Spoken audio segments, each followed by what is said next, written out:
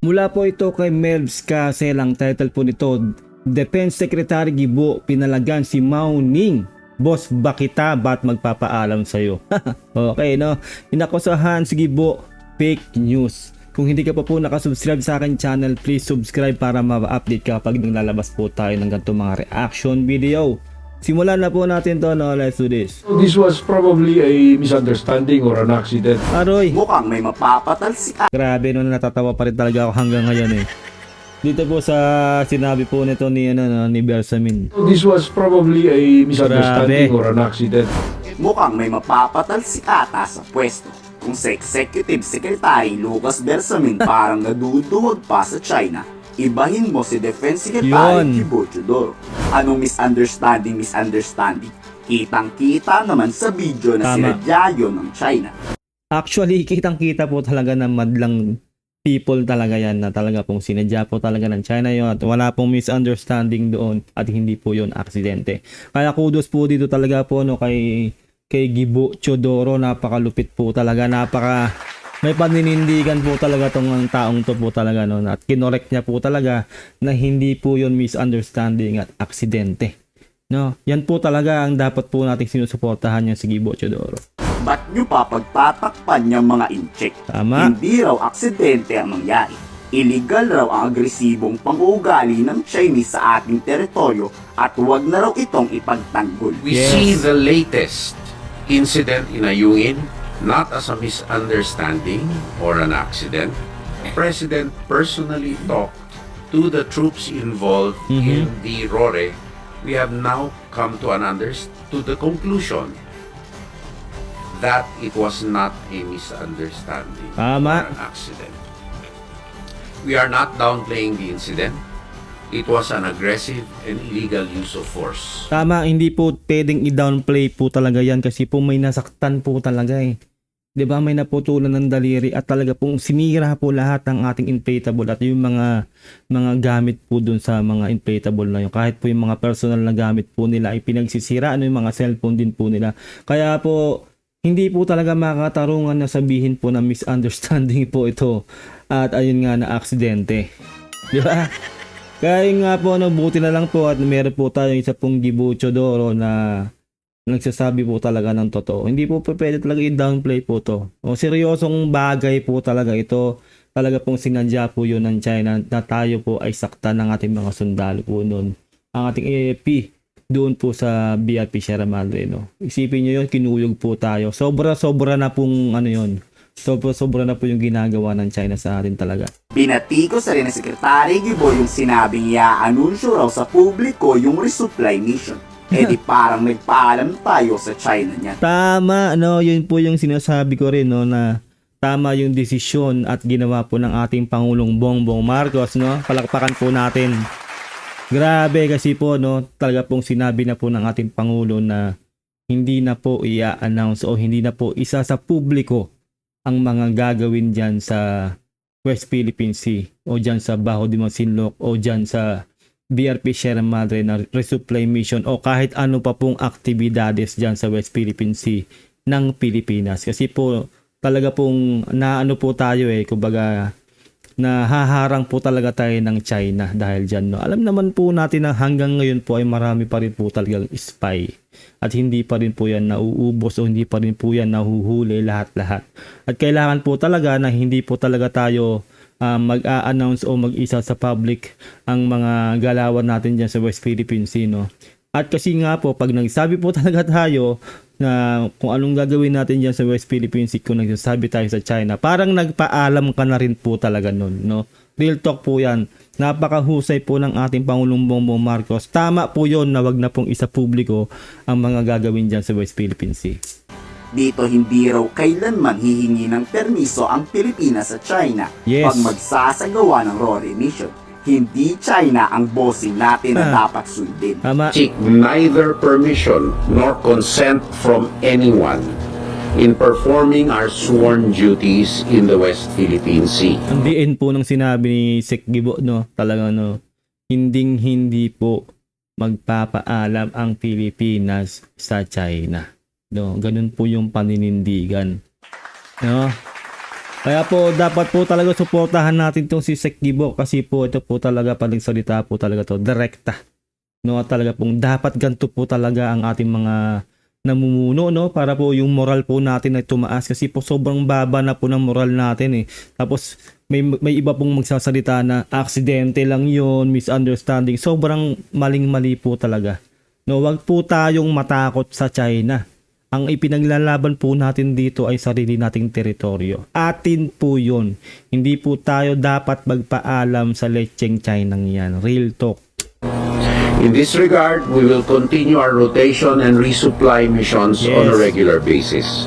The welfare of our troops in the BRP Sierra Madre being a matter of utmost importance. Yes. E di lumalabas na China talaga ang nagsimula at nagpainit ng Correct. tensyon noon. Pero fake news raw yan, sabi ni Mao Ning. Sinisiraan raw ng Pilipinas ang China sa international community. Sinisiraan? Ano ba Mauning? Ano ba kayo China? Lagi na lang kayong sinisiraan? Eh kitang-kita naman sa video, no? Mahirap kung kung okay lang kung walang ebidensya eh. Kaso merong ebidensya, video. No, kinuyog nyo ang AFP. No, may dala kayong palakol, kutsilyo at kung ano-ano pang matutulis na bagay. Tinutukan pa nga ng palakol sa mukha yung isang isang AFP, isang sundalo ng Pilipinas. Binutas-butas nyo yung inflatable. Paano magiging fake news yun? Kayo ang fake news. No, ang China. Lahat na lang ng sinasabi nyo ay kabaliktaran ng ginagawa nyo. At wala nang maniniwala sa inyo kasi lahat ng galaw nyo dyan ay may ebidensya. Video evidence. Buong mundo alam na kayo ang villain dito. Kayo ang kontrabida dito. Kayo ang kaaway dito. Kayo ang gumagawa ng hindi maganda dyan sa West Philippine Sea. Kaya kahit ano pang sabihin nyo, walang maniniwala sa inyo. Ay nako Mauning. Sinisiraan raw ng Pilipinas ang China sa Grabe, international community. Hello China, Mao Ning. Sirang-siraan na po kayo. Tama. Kahit di kayo siraan ng Pilipinas, Correct. alam ng buong mundo na tunay na pangit na pag-uugali ng mga incheck. At wala nang maniniwala sa inyo. Dito muli kasing sinisisi ng China ang AFP na tayo raw ang nauna at gumanti lang ang China. Aroy, nako naman talaga China. Nakakatawa tong China talaga, no? Nauna daw ang Pilipinas, isipin nyo, di ba? Lahat na lang po talaga, mulat sa pulpa nung nangyayari itong mga pangaras dyan sa West Philippine Sea. Tayo daw talaga ang nagpo-provoke, tayo daw ang nangunguna, tayo daw ang talaga nagsisimula ng gulo dyan sa West Philippine Sea. Eh lahat naman ng sinasabi po nila ay meron po tayong ebidensya at alam po yan ng buong mundo. Di ba? Sila po talaga ang gumagawa ng gulo at karahasan dyan sa West Philippine Sea. Kahit ano pa pong sabihin ng China dito, ay wala po talagang maniniwala sa kanila. Pera na lang po doon sa mga pro-China na mga mukhang pera. Real talk. 敦促菲方停止侵权挑衅，停止误导国际社会。关于你提到的菲方船只非法闯入仁爱礁邻近海域的事， Illegal intrusion by Philippine vessel. Nice naman. Galing. Ang galing-galing, no? Illegal intrusion of Philippine vessel daw. Eh, nasa teritoryo natin tayo. Nagre-resupply mission tayo sa teritoryo natin. Hindi tayo pumupunta sa EEZ ng China. Sila yung nagpupunta sa EEZ natin. Sila yung gumagawa ng illegal activity. Sila yung nag-i-intrude sa ating teritoryo, ang China. Hindi tayo. Sila ang trespassing. Binabaliktad tayo ng China, no? Fake news talaga itong mga leching to eh. 事件，中方已经介绍停止侵权挑衅，尽快回到通过谈判协商妥处涉 Wow! The Philippines should stop making provocation and infringing on China's sovereignty. Ay nako talaga, nakakatawa talaga, no? Tayo pa daw talaga, no? Talagang pinangakatawa ng talaga nila. Yung EEZ po natin ay sakop pa rin nila. Na ano po nila yun, China sovereignty pa rin nila daw yun. Bullshit to. No? Tayo parang nagpo-provoke. Parang nagpo-provoke, hindi nga natin sila pinapansin. Ginagawa lang natin yung mission natin dyan sa West Philippine Sea para mag-resupply mission o whatever kung anong ginagawa natin sa West Philippine Sea. Sila yun ang i-intrude sa ginagawa natin dyan. Sila yung nangaharas. Sila yung nananakit. Di ba? Kaya wala talagang maniniwala dito sa China na to. Nakakatawa talaga. 海分歧的正轨，同中方相向而行，维护好南海的和平稳定。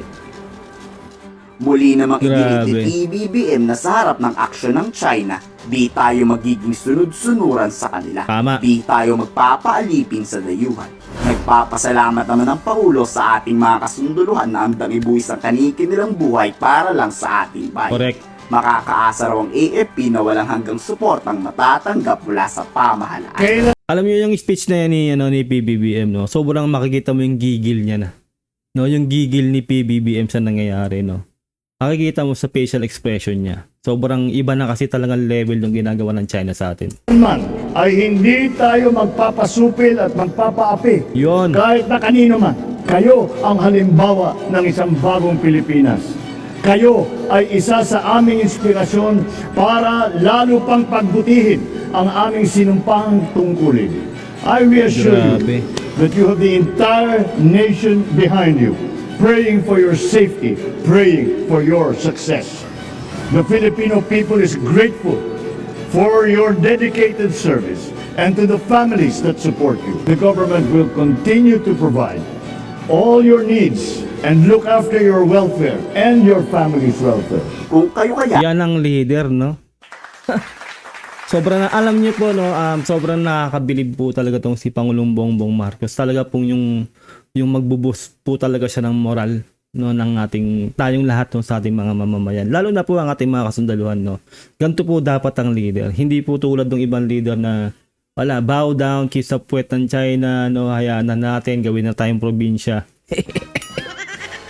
Kaya nako, no, sa susunod na election, no, may tatakbo nga, hindi pa rin po nga natin nagagawa ng reaction video. Tatlo daw sila na tag dito, tatakbo sa politika. Ay nako, tapos yun nga talaga pong tatapatan na nga po nila si PBBM, no. Gusto nilang pabagsakin daw ang ating PBBM, no. Tingnan na lang natin kung mauubra pa sila, kung mananalo pa. Ewan ko na lang, no? Pero gawin na lang nating usap yan sa susunod nating reaction video. Diretso natin to. ang tatanungin, mas gugustuhin nyo bang lumaban sa China? Yes. O maging alipin na lang sa ating sariling bayan? Ikomento sa baba ng sal. Ayun po, no, ate pong gawa ng reaction video itong magandang video na to ni Mebs Castle, na sa link po sa description ng kanyang video para makapag-subscribe po kayo sa kanyang channel. Huwag nyo rin kalilimutan na mag-subscribe sa aking channel para ma-update kayo kapag naglalabas ako ng itong reaction video. I-comment nyo na lang sa baba kung ano sa loobin nyo dito sa video na napanood nyo. Malaking kudos po, no, kay Sek Kibo at sa ating Pangulong Bongbong Marcos at sa lahat po ng ating mga kasundaluhan na isinusuong ang kanilang sariling buhay, inilalagay sa peligro ang kanilang sariling buhay para lang maglingkod sa ating bayan, para protektahan ang ating bayan. Maraming pong salamat sa inyo lahat. Ingat kayo lahat. God bless and peace out. Bye.